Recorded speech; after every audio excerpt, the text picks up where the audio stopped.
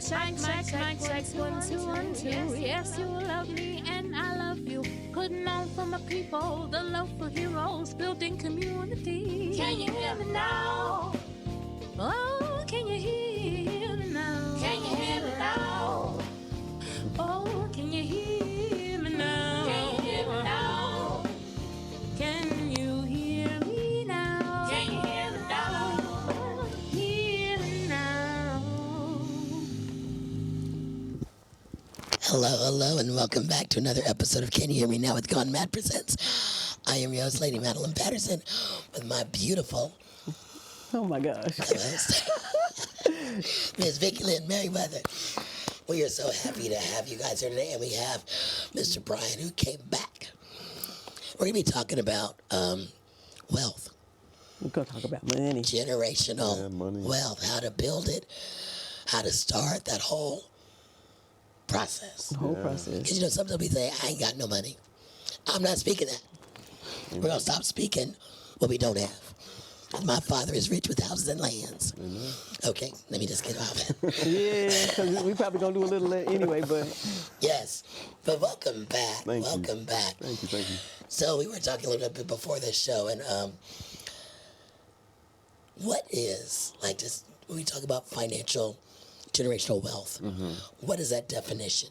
We talk about, well, because I think about Richie Rich, you know that look? Back in the day, Richie Rich. We're not talking Richie Rich. Yeah. But what are we talking about with the financial wealth? Yeah, and I would say generational wealth for me, in my definition, would be wealth that not only can be passed down the generations after me, but something that can be sustainable, that can actually help propel the generations after me. Not necessarily something that can just be spent down, but something that can actually propel them into their own lives, into their children's lives, into children's lives, and that's what I believe generational wealth really is. And after a while, it does become sustainable for itself. It builds upon itself after a while. So I like that. I've not heard that word before. That propels. yeah.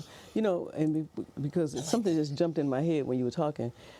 If you want to tell us fully, you know, Bryan Edwards, with some of your credentials or whatever, so they'll understand where you can, you know, Yeah, that just you jump know right what in. you're talking about. Yeah. And then jumping into that, I'll let you introduce yourself a little bit more further. sure, yeah. Hi, my name is Bryan Edwards. You all kind of remember me from last time, but I am the co-founder of the nonprofit Third Spaces with my wife, but also I'm an investment and finance professional.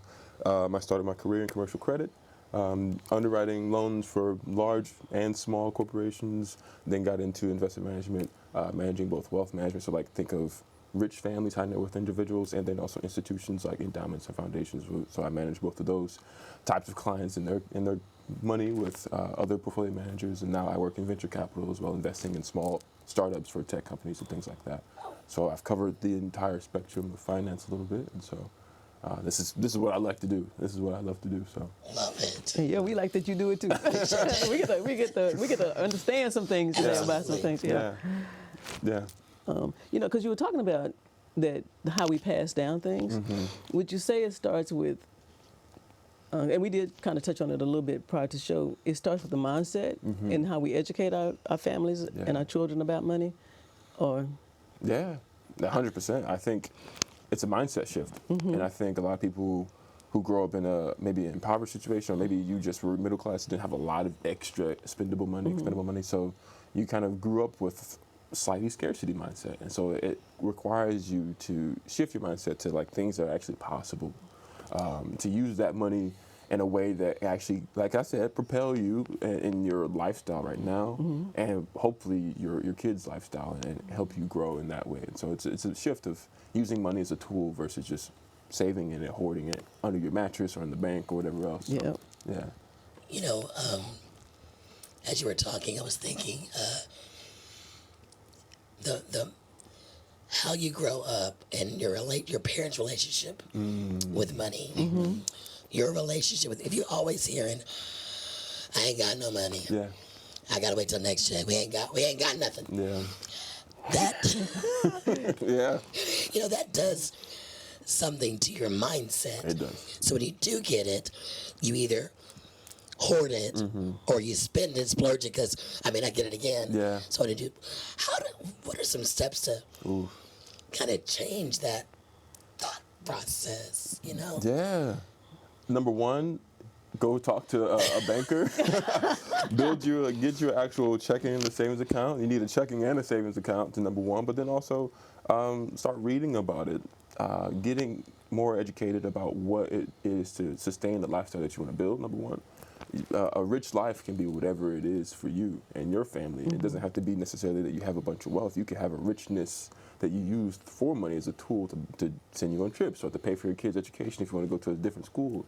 It's whatever it means for you. So I think getting educated, understanding that money is a tool, not necessarily something that you just have to hoard, and that also if you use it rightly and you're a steward of it, and it comes back to you tenfold, hopefully, and whatever return that may be financial, maybe just experiential, but that's where you start, I think. I like that you said it's whatever's for your family. Yeah. Because I think so many times we think, I gotta have so much money in the bank, but maybe my lifestyle is more having enough funds to enjoy time with my family, to do an annual family trip or whatever those things are, and having the means to do that. Most definitely. I think that kind of idea I got from Ramit Sethi. He's a guy who gives a lot of financial advice.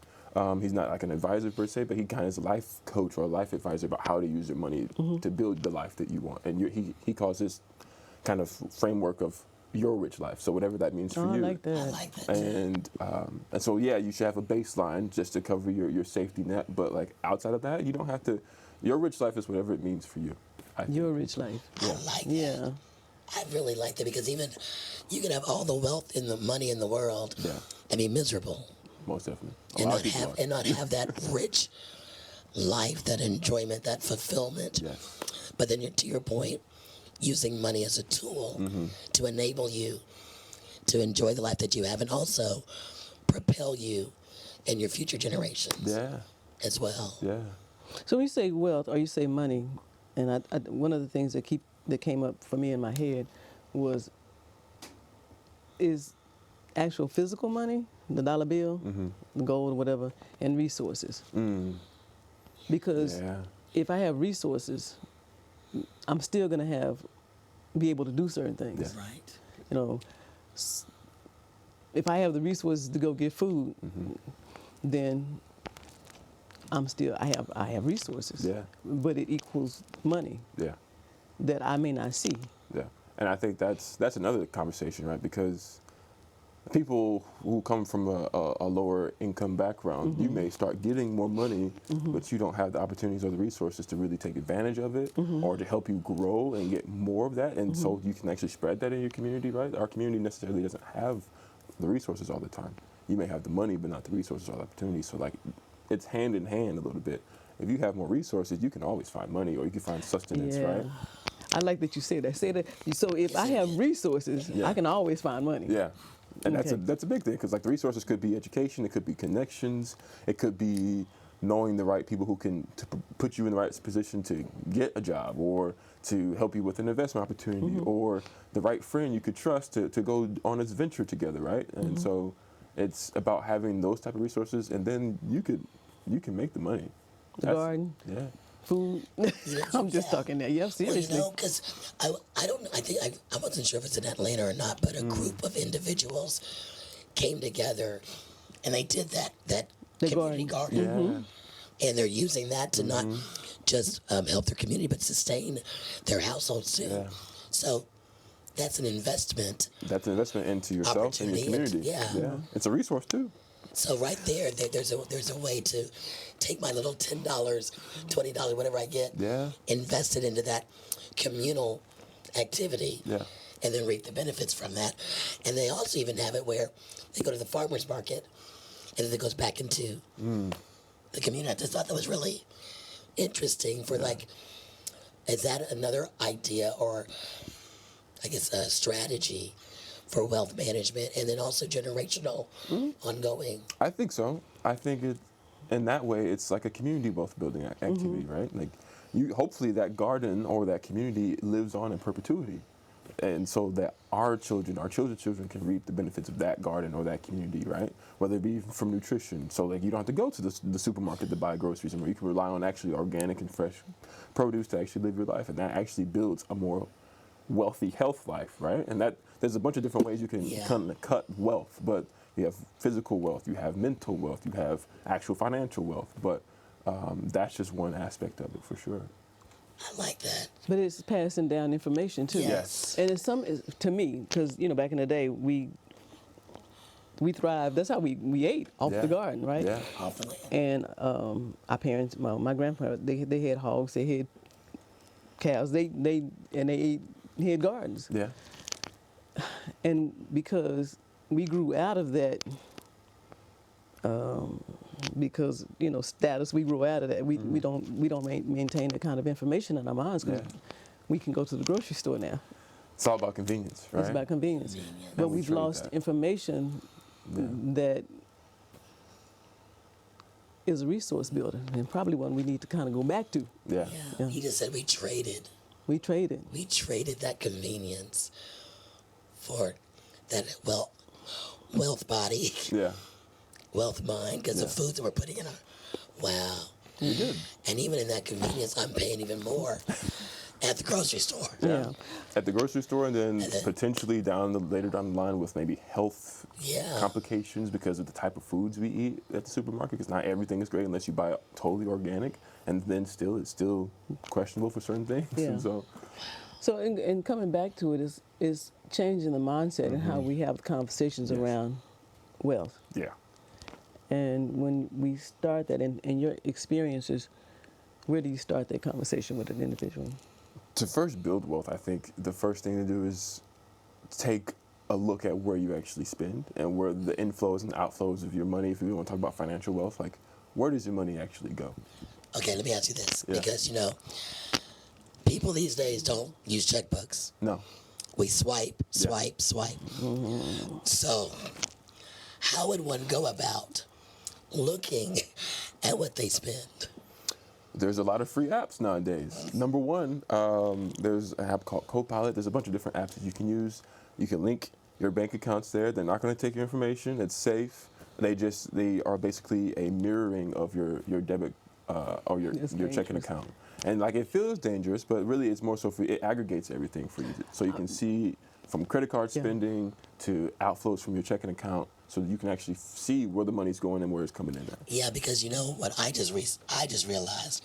I don't know what I did, but I got an email that said, "Oh, your subscription got paid." I was like, wait, I already have 2 of those.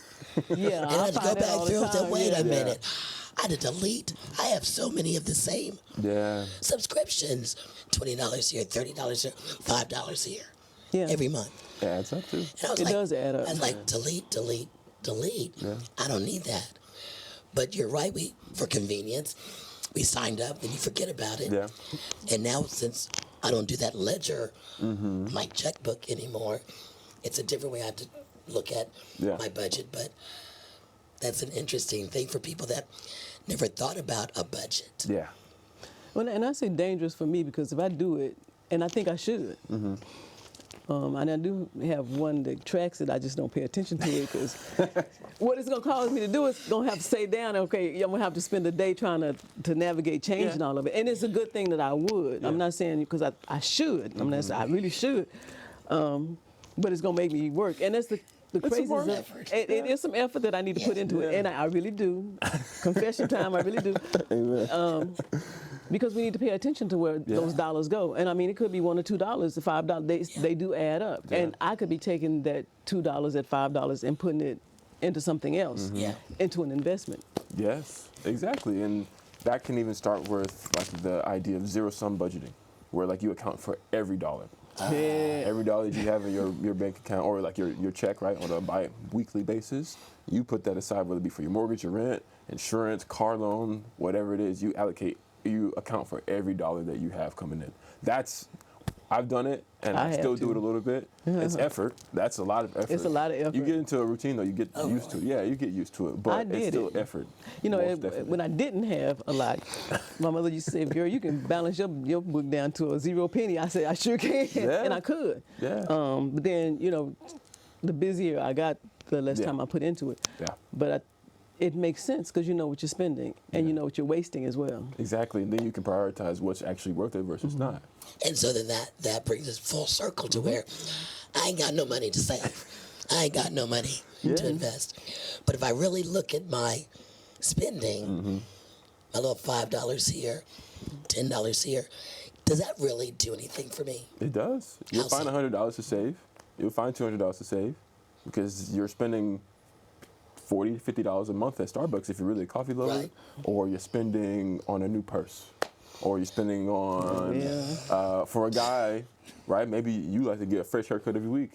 Maybe you can't afford it, or maybe you can sacrifice that and get a haircut every 2 weeks, right? It just whatever it works. Like you can really prioritize what you want, and not everything is needed. If you want to go to say find a mental health therapist like Vicki, for instance, right? Maybe you need to shift your priorities a little bit. Maybe you cut down on the Starbucks to go get you some help. It's just about priorities and Yeah, it's fixing prioritizing. Yeah, It it's is- hard. It is. Well, I guess you know what? It just takes discipline. Yes. And we That's really what we it is. pay for what we want. Yeah. Yes, there it is. So if I really want to save and for something special, I will put Yeah. the effort. I'll sacrifice. Yeah. So it goes back to mindset. Mm-hmm. And then putting your money where your mouth is. 100%. And how you spend your time. That part. Yeah. Because if everything I do is costing me $1 or $2, Yeah. then it's a possibility I need to look at how I'm spending my time. Yeah, and you talk about a rich life. Is a rich life for me? I'd love to be out of the country 3 or 4 times a year. Yeah. But But you don't. I can go- You can. Because you don't. So, miles. Miles. That's See? a whole nother And conversation. yes, and then you, even like on your on your cards, Yeah. you can have 2% go. Like there's ways to have the lifestyle and the wealth you want. Yes. It does take research, and Takes a lot of research. and you got to really sit with yourself and say, what is the life I want to live, Yes. yeah, that piece. and not go, well, so and try to live after the Joneses. No. No, not at all. You know, my mom used to say, you know, Madelyn, you have a champagne lifestyle on a beer budget. Hey, I can make it look good. but you can make it work. Yeah. Absolutely, because there's things I do like, Yeah. and there are other things I don't really care about, so I don't really worry about that. But Yeah. but you can. It really is a mindset thing, and So, question: how do you begin to shift your mindset? From your perspective. Mindset shift is first starting off like, does my spending align with what I want as far as my life goes? If it does, then okay. But if it's not, then that you need to research or revamp a lot of things, because I think that's the number one thing is, are you being a good steward of what you have? Yeah. And if you feel like you're just spending willy-nilly, maybe you need to shift your mindset, because maybe you were thinking about it from a scarcity mindset, for instance, and you just want to spend because you never grew up with much. And now you get to a point where you want to buy a house, you have kids. That doesn't work anymore. You have other priorities, you have other responsibilities you need to actually save for and manage for. And so it's really about aligning your spending and your saving and your investing with your life goals. And I think some people, they need to actually sit down and write a plan. yeah, You need to sit down and write a 3 or 5 year plan. What do you want to see from your life? God doesn't just want us to just move about our life, just walking around about. He wants us to actually be good stewards of the time He gave us, with the resources that He gave us. And that's what I truly believe. It works. It really does work. And if you see where you are or where you want to be 5 years from now, you can then start putting the pieces of the puzzle together. That what do I need to do to get there? that's a, you know. Do we sit down and think, where do I want to be this year? I mean, are people really having those? Are you guys having those conversations where you're saying, as kids we say, what do we mean when you grow up? Yeah. But as adults, do we have a 1 year, 3 year, 5 year plan Yeah. for our life? Or are we just kind of going by the wayside, figuring out as we go along? I think a lot of people are going about the wayside. I'll tell you from my experience, my wife and I, we do an annual plan. Every year we sit down at the beginning of the year and plan our entire year. Every big trip, like big spending trip, we know what we're going to do. If we want to save aside money for a house or a trip or whatever else we set aside, we make a plan to set aside that amount over the course of 12 months. So that's also a great thing because we set aside these banking accounts, right, where we can actually just start putting money, small amounts for, like, if you divide it by 12, it's a monthly amount. So it's not going to be that $2,000 you need to spend in 1 month. It's going to be less than $200, right? And so, like, you can build to where you want to be in December if you start in January. And see, so that takes the plan. It takes the plan. It takes patience. And it takes the vision. And it does. takes a vision. It takes a vision. Because too many times we're looking at, that, and I want to get there now, versus taking the necessary steps. Yeah. Yeah. We live in the world of immediate gratification, so. Say that again. Immediate gratification. You're right. You're right. Yeah. You're so right. Yeah. Immediate gratification. And the only way that, because you asked earlier about the swipe, the only way I can control my swipe, I have a couple of different bank accounts. Hey. The one I swipe my card in, this one we can swipe all day. Yeah. The rest of them, I don't have debit cards for those accounts because if I know me, I can. It doesn't take much. Swipe. You steady swiping. Yeah. But Like, how did I spend? but that's the only way I can control. For me, I'm saying for me, that's the way Whatever I can control system it. works. Is to have various accounts that. This one I know I can. I can play with. Yeah. The rest of them I'm not playing with. Yeah. You know. I got that too. Yeah. We're going to go to our Jovette moment, take a quick break, and on the other side, we're going to come back, Mr. Bryan Edwards, and our wealth financial management conversation.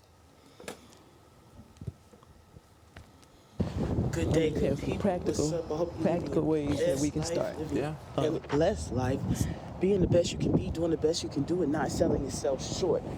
All right, y'all. I've been gone for a minute. Last week, I had a crazy week. I've been so busy. I've been so tired. I'm losing my sock. And because I've been so busy, I haven't been able to upload like I wanted to. Excuse me. But also, I was sick. Oh man, there was so much going on. But those are all excuses.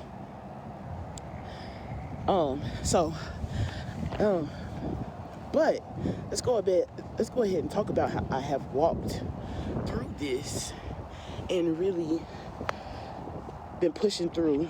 So I still have the DEXA scan video that's coming, but I didn't want to not post something this week yet for that. So thus here I am on my quick walk. So during filming, so I filmed a short movie. Our production date was this past week. And so in that, I wasn't able to eat like I really wanted to. All right, so my phone had too much storage. So I had to go through and clear some stuff out. But anyway, like I was saying, staying on track during this time frame, it was a little hard, but at the same time, when you get in those tight situations where certain variables are determined for you, so my meals were essentially determined, but I could pick and choose what I did indulge in and what I did not. So things that I did do well were not eating a lot of sweets and stuff, or chips, junk food like that.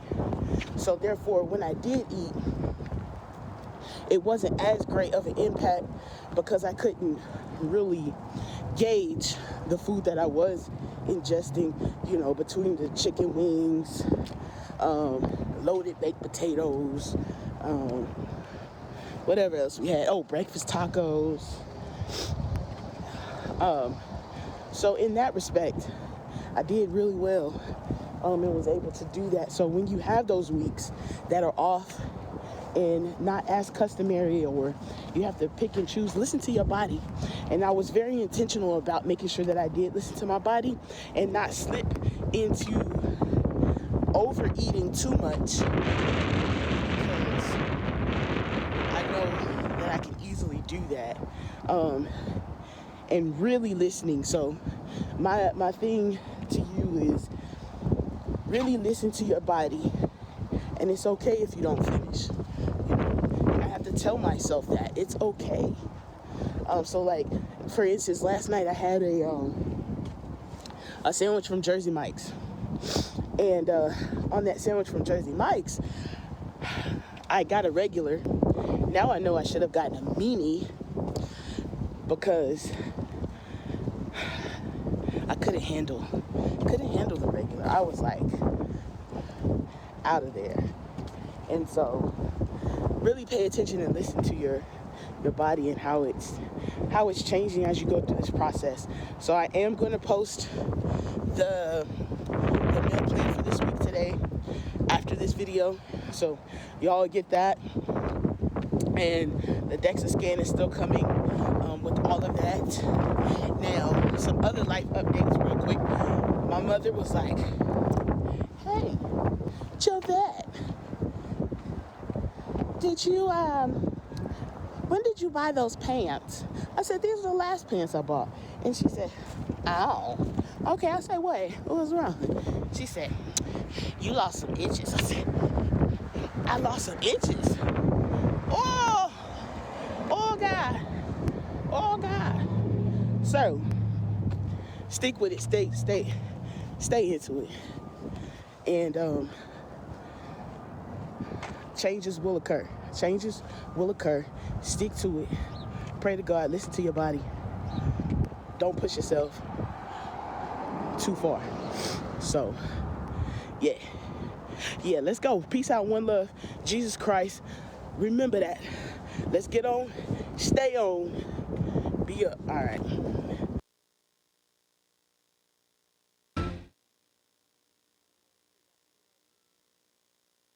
We're going to shift over and talk about some practical, real world ways of how we can start this process, saving and also investing. Yeah.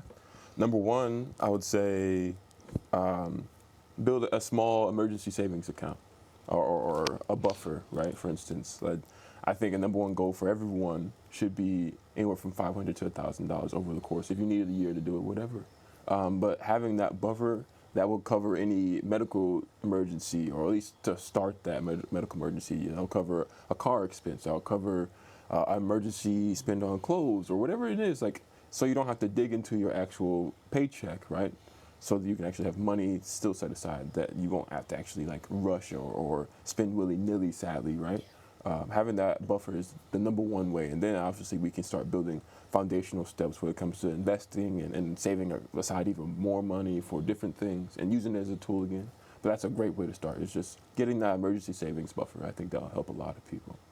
Yeah, I like that too, and that can happen over a course of time. Yeah, it doesn't have to be immediate. No, it can take 12 months. It could take 2 years, whatever it takes for you to get there. So how young is too young, and how old is too old to start saving? You're never too young, and you're never too old.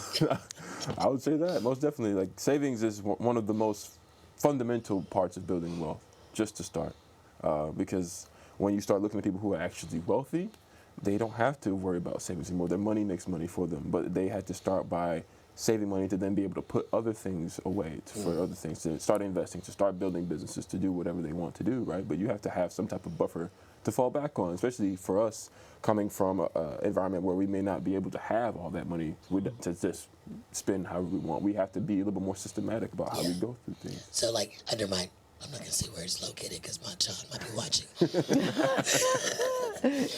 But I have like a stash that I put my extra change in, my little ones.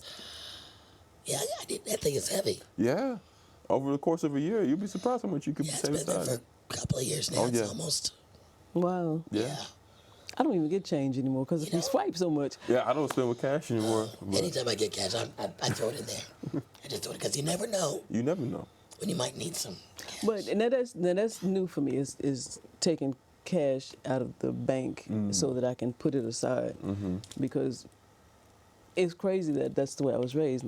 Now, when my dad died, we went in his closet to clean it out, and there was change in a lot of his shoes. Shoes. I think it's an older folk thing that they would put change in, and they put Yes. change in their shoes. So it was a lot of change in his shoes, and he had change jars, and so we were taught to hold on to that, but I just never. And we did in the beginning, but now I don't carry cash. Yeah. So it's a swipe. But when I do have, I'm gonna look around the house because I do have some change. I'm gonna start putting it in the jar, and we do have some. But I think to say that starting even with that, Yeah. the change that you have, and just saving that Yeah. can shift the mind Yeah. about that I don't have Yeah. mentality. I think of it like this. If, let's say, for us believers, right, we set aside our tithe every time we get Yes. paid. Yep. Your next thing should be setting aside that $5, $10, $15, $20 that you want to save every paycheck. That should be the next thing. If you want to be a good steward with your tithe, be a good steward with the savings. That's how I view it. What I had to do was I had an allotment come out immediately. That That way too. it never hit my check-in. See, remove the emotions about Yes. it, remember? Yeah. See, it's the emotion. Yeah. You're right. We're kind of emotionally tied. Yeah. Like my mom will say. My mom grew up in the era of her parents came out of the Depression. So she's very frugal. Yeah. I would say she's almost a miser. I love you, Mom. But she's meticulous about we don't spend on this and don't spend on that. I said, Mom, you got all this money. What do you want to spend it on? Nothing. Nothing. Yeah. Because the mindset is to have it Just in case. just in case. Yeah. 'Cause she doesn't really want to go travel or anything, but Yeah. it's to have it just in case. Yeah. Yeah. And for her, that works. Yeah. It does. know. But for the later generations, that may not work. They right? may not, right? Yeah. And so how do we help this? You know, we're in this popcorn microwave. I want it now. I see it. I want that lifestyle. I Yeah. see social media. How do we counter that and help our young folks understand like this? There's a process to things. To everything. Yeah. People didn't just get wealthy overnight. Yeah. Things don't just happen overnight. Yeah. But the way it looks, it just appears Yeah. that they just popped up and now they've got all these things. Yeah. How do we help demystify that? You first demystify by showcasing that money or wealth grows exponentially. So over time, the more money you save, the faster it grows. But if you expect it just to start at the beginning, your $10 is only going to grow to $11. But that $100 may grow to $110. You see, over time, exponentially it grows. So that's the number one thing is like you have to invest time. You have to invest effort into saving, to investing, to actually using money as a tool to create a business or build generational wealth. You have to sacrifice and give it some time. Every now and then you come across that one person who gets to just have a microwave moment. That's not reality for anyone else. And so we have The lottery winner. The lottery Right. winner, right? Sorry. Yeah, the lottery winner. And so therefore you have to be more systematic about what you're doing. And in a way formulaic. And it doesn't have to be complex. Yeah. It could be setting aside some money to save. It could be setting aside some money to invest. It could be setting aside some money to go on that trip that you want to go with your family. Whatever it may take. So it's sitting down. Basically, number one is looking at what am I saving, and building that emergency fund. Beginning with that, and then possibly looking at where am I putting my money on Yes. on a weekly basis, on a monthly basis, or however it is. Where am I putting my money? How am I spending my money on a day-by-day basis? Yeah. I mean, even when I go put gas in my car, I know this is gonna last me 2 weeks because I'm Yeah. not going anywhere. Yeah. I mean, I really don't drive a lot around. I know if I fill my tank up, it's gonna last me a good 2 weeks unless somebody else gets in my car, like my child. But literally, and I bank. I mean, I kind of bank on that. Yeah. That's built into your budget, right? Yeah. Yeah. Yeah. Rarely eat out. Try not to, because hopefully Sydney cooks. I mean, you see those kinds of things and what I'm spending. Yeah. And how I'm spending it. Right. And it's crazy because even when we say, well, the groceries are so high.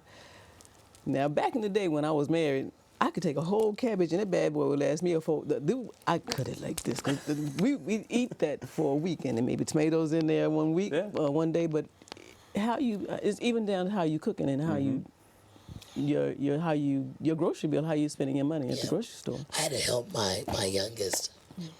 She has an occupation. She's working, right? And I was like, baby, let's take some of your money, prioritize, but then now let's put some aside. This child, Mom, I'm so hungry. I got food in there, sweetie. But I don't want that. You're gonna pay $30 for some Taco Bell that you could have. That's okay. You're not. But okay. All right, sweetheart. So I let her. She spent $60 last week just on food. But we do that. We do that, yeah. How many times when you're in a hurry, because I even looked at it today, and I hadn't planned to leave church, come here.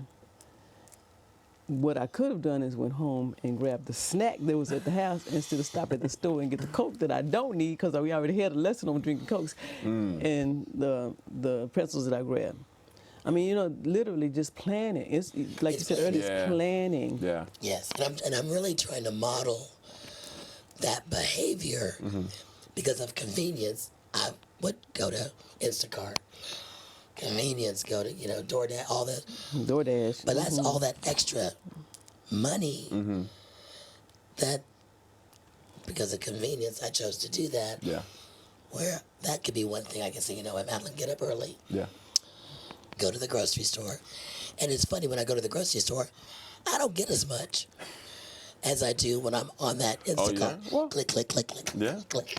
You see all the prices in person. Yeah, exactly. Like, oh no, that's what's okay. No, I make those choices. Yeah. So this is really about making those choices for the lifestyle that you want to live. And planning. And planning. And planning. So you're saying first thing is saving, planning, saving, looking at the lifestyle you choose to live, and then you said earlier, and I'm gonna say it wrong, so you're gonna have to correct me. The lifestyle is something about the richness. Your rich life. My rich life. Because the idea is that our rich life may not look the same. You may have a goal for the amount of wealth that you want to have. You may have a goal for how many times you want to travel internationally per year. You may have a business that you want to build, right? So it just looks different for every person when it comes to building your rich life. And so how do you build on those steps to plan to make that happen? And so, And have a real good, honest talk with yourself about where your money's going. Yeah. Because a lot of times we'll say we don't have any money, and even when my income was this, but I was quick, let me run by McDonald's and feed the kids instead of going home and fix the sandwich and feed the kids. Yeah. You see what I'm saying? So really paying attention to how I'm spending my money. Yeah.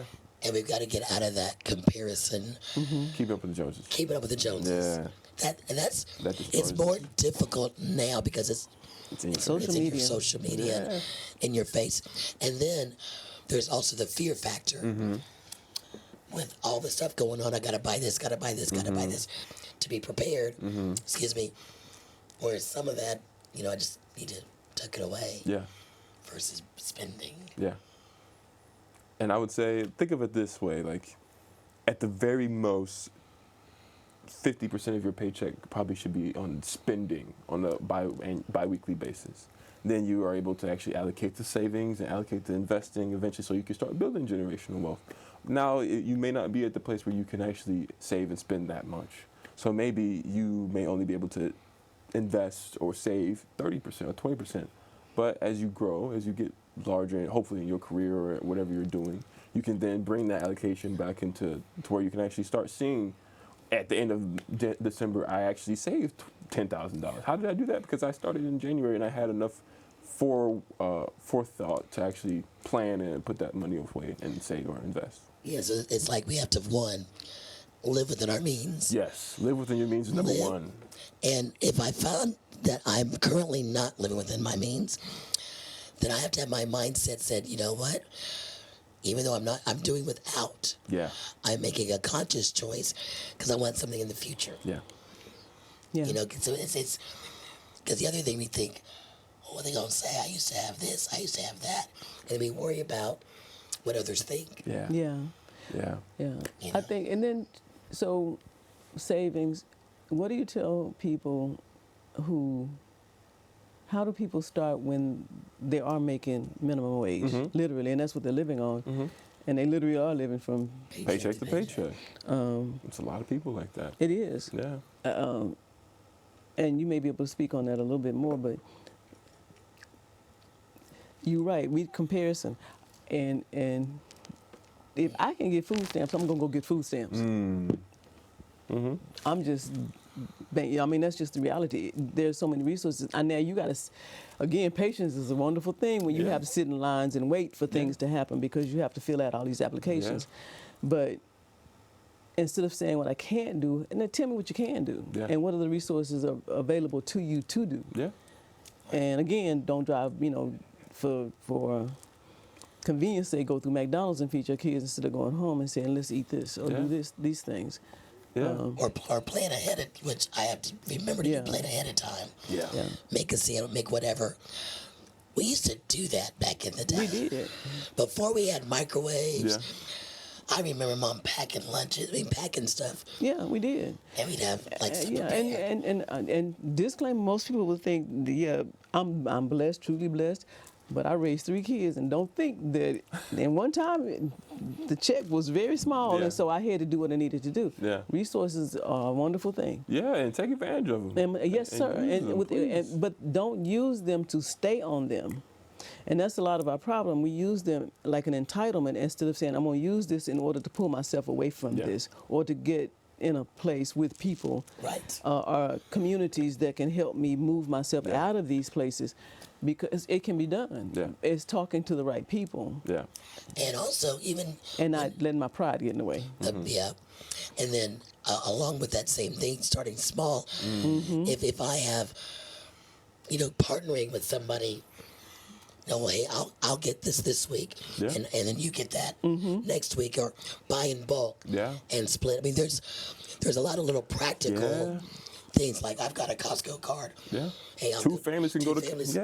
So there's ways, and it takes an effort. It takes planning, intentionality, discipline. To stick to it, because it can be done. It can be done, and I think, on top of just partnering with people and taking advantage of our resources, you need to not have a toxic relationship with those and become dependent on it. Because they are, like you said, they're not to be entitlements. Over time, you're supposed to be able to actually grow from it, which we want to see for our community, right? We want to see everyone be able to grow out of that need. And so, to answer your question, when we first started was, how do we grow from minimum wage? Maybe you set aside 10% or 5%. Even if it's just taking a couple dollars and putting it in an envelope and putting it by your bed every 2 weeks. Like, it may only be $5, $10, but you're starting. The hardest thing to do for anything that you want to do in life is to start. It's really just about building the habit more than taking a certain amount of money. Just build the habit first. It's crazy because growing up, my mother loved garage sales. Why, I don't know. She and my godmother and another good friend, they get to the house about 6 o'clock on Saturday mornings. They would have circled all these garage sales, estate sales, and there they went. But my kids would have garage sales because we had, you accumulate so much stuff, and the kids would accumulate. Downside of that is what we had left out there, they would go back into the garage and make a mess. But the money they would make was theirs. And that entrepreneurship ideas, you can make money. Let's look at how you can do that. And then to your point about investing, we look at, you said something earlier about investing what you are willing to lose. Oh gosh. That's hard. That is hard. That's a hard thing to think of. When you put money aside to invest, there's an opportunity or a potential where you may lose some of that money.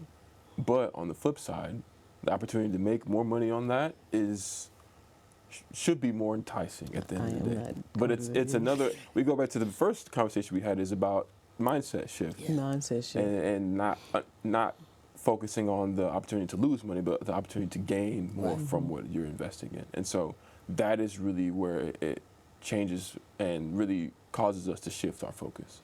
So we'll start with, if I'm a parent, what is it what kind of mindset around money do I actually want my children to have? Because I can't just say this is what you do. I have to begin doing it myself, right? I have to model it, yeah. And I laugh because way back in the day, because I wasn't even married, and that was over 40 years ago. When Whole Foods had a store that was about the size of this, I invested $500 in that bad boy. Really? I will not tell you, several years later, I sold it before it did what it does. Do you know, that taught me a lesson about jumping out of an investment quick, because I was like, do you know how much money I would have had if I'd left that money sitting there? Yeah. That's one thing about it. Saving and investing, it requires patience. Yes, it does. You have to think with a long-term mindset, 5 years down the line, 10 years down the line, because that can actually change your life. Yeah. If you really give it the time. I'm not even. And if you're in a 401k, yes, which when I was working, they matched it. Yeah. Take advantage of that. When I was 18, my mom said, "You need." I was like, "I'm not going to be here forever. I'm not thinking about retirement. You need to put." Okay, Mom. And I'm glad I did. Yeah. And ended up having to retire early. Yeah. But there's a nest egg there. So you do recommend if your company has please match. A 401k. Maximize the match if you can. Maximize the match. If you have the room in your paycheck to cover all your bills, please maximize the match. But what if it's free money. But what if I'm not going to be there forever? Think about your kids, because you can definitely pass it down. It rolls over to your kids when you pass, and you build generational wealth for your kids by actually setting aside some money on a bi-weekly basis. Your company's giving you free money. That's part of their allocation for all their employees. It's going to be lost if you don't take advantage of it, so take advantage of it. Yeah, take advantage of that. Yeah. So if I'm new to this, and I want to get started, and I am making minimum wage, would it benefit me to go sit down with some of the agencies that have money management opportunities? Would it benefit you? I would say not at first. You said, but not at first. Yeah, because if you're going for educational purposes only. Yes, most definitely. You do not need to go give them an extra fee. Oh no, not. I'm talking about some of the free agencies. Oh yes, please. Oh no, the not free some of those that are gonna cost. Yeah. No. Please take all the free education opportunities. Please, we need to be more educated. But when you actually get the education, you can take advantage of that education and do some things yourself without having to go pay a money manager. Oh no, not gonna pay nobody. Yeah. So please take advantage of all the free programs. The city of Austin has some. EGBI has some. Yeah. Even some of the universities in Economic Austin. Growth Business Institute. Okay. Great. We had them on the show. I interviewed them for another show, and they great resources, accounting, money management, budgeting, all of that stuff. Yeah. Great organization. That's another one. The Carver Museum has Solar Saturdays. Oh, yeah. They usually always have a financial literacy component. There's a lot of different resources. UFCU in Austin, they sometimes do some great workshops. Just find the free things that you'll be surprised what you learn. Now, Bryan, this is your field of expertise. Yeah. How can people find out more about you, and if they wanted to get your services and that sort of thing? Yeah, you could find me online. You could look up where I work, CSD Social Venture Fund. I no longer advise on money management, but I'll be happy to sit down with you for an hour and talk through the beginning steps. You can find me on online, LinkedIn, whatever. And then you'll find me in the community, most definitely. I think we talk about community wealth. You'll find me everywhere nowadays. Yeah. Whether it be at the Carver, whether it be at one of the events we put on with Third Spaces, we are working on some programming, hopefully in the future, where we will have financial literacy classes and workshops. And we hope to give that for free to the community. I love that. We need to probably get them out to our churches, too, because I think that'd be a great opportunity for people to hear and listen and hear that. Most definitely. I think that's really important, especially in the church, right? Yeah. You're a steward of your tithes. Let's be a steward of the rest. Yeah. So. Wonderful. Wow. We're going to be a good steward of our time here, too. Yeah. Oh. And with that, we've ended our show. Bryan, thank you so much for coming back and spending time with us. We look forward to having you again and hearing more about these workshops. Of course. This was really good. Thank you all for having me. Yeah. What you do today impacts your tomorrow. So start today, and you have a better tomorrow. Don't pass the penny up. Don't pass the penny up, then the nickel and the dime. No, there you go. No, we ain't got time. We don't have time. Okay, you sure? Are we not? Am I early? Oh, I'm early. Well, I'm real early. but we'll do the end, and then we'll transition to another Just Jovette moment for the last 10 minutes of the show. Thank you, Jovette.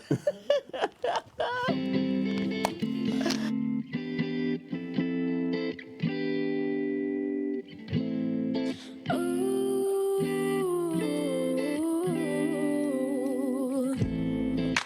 sitting all alone, looking out the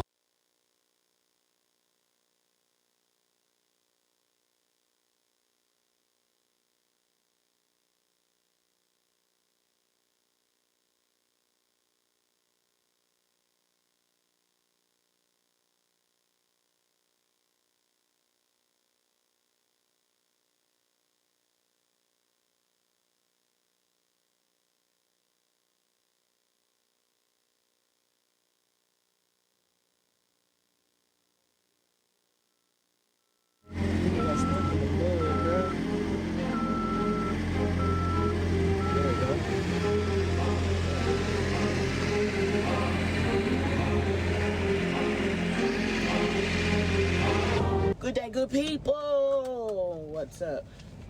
All right. Back to another garden, whatever we call this. Making it do what it do back at Home Depot. And last time, you know, it ended not well. But this time, we've got a plan. We've got a plan. So, headed to the landfill to get some mulch. So, let's go. So, the idea is for me to be able to pull the big bag out of the truck at the house. Instead of scooping by scoop, we got to do it. So, yeah.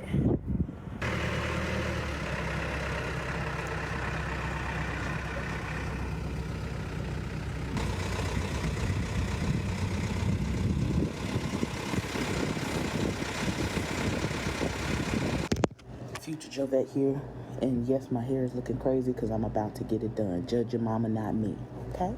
Judge your mama, not me. So I realized that I forgot to show y'all how I did the site preparation work. So the next clip is going to be the tools that I get, and then the site preparation that I did after I took the tarps off of the garden, basically to use